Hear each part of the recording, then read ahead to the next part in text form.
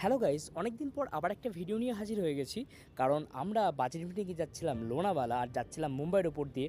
তাই ভাবলাম যে এই ভিডিওটাও ছোট্ট করে একটা ব্লগের মাধ্যমে তোমাদের কাছে শেয়ার করি। তো দেখতেই পাচ্ছ, এটা মুম্বাই যাওয়ার ট্রেন সিএসএমটি এক্সপ্রেস, যেখানে আমরা হাওড়া থেকে চেপেছিলাম।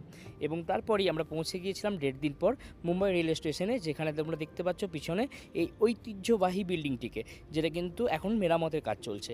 এরপর আমরা ডাবল ডেকার বাসে করে চলে গিয়েছিলাম মেরিন ড্রাইভের উদ্দেশ্যে, যেটা আমার দেখার খুবই শখ ছিল। কারণ মেরিন ড্রাইভটা ছিল আরব সাগর, এবং আরব সাগর আমি প্রথমবার দেখছিলাম।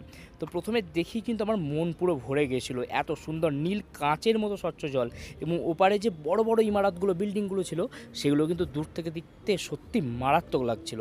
এবং এই যে রাস্তা দেখতে পাচ্ছ, সকালের দিকে কিন্তু এখানে বিভিন্ন বিভিন্ন নতুন নতুন মডেলের গাড়ি, যেগুলো আমরা কলকাতায় দেখতে পাই না, সেই সমস্ত বড় বড় কোম্পানির গাড়িগুলো, বিদেশি কোম্পানির গাড়িগুলো কিন্তু এখানে থাকে। আর এই ছিল সি বিচের ভিউ, যেটা আমি জাস্ট একটু দেখিয়ে দিচ্ছিলাম। তো পিছনেই ছিল এই যে বিরাট সমুদ্র, যেটা কিন্তু সত্যিই খুব সুন্দর লাগছিল। আমি এই সি ভিউটা একটুখানি স্লো মোশনে তোমাদের দেখাচ্ছি।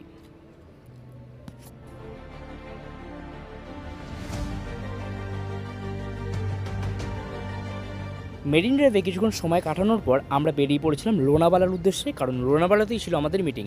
আর রাস্তাতে দেখতে পেয়েছিলাম এই বাচ্চা বাচ্চা কুকুরগুলো, যেগুলো দেখে কিন্তু সত্যি খুব ভালো লাগছিলো। এই যে মালিকটি রয়েছে, সেই কিন্তু হাঁটিয়ে নিয়ে যাচ্ছিল।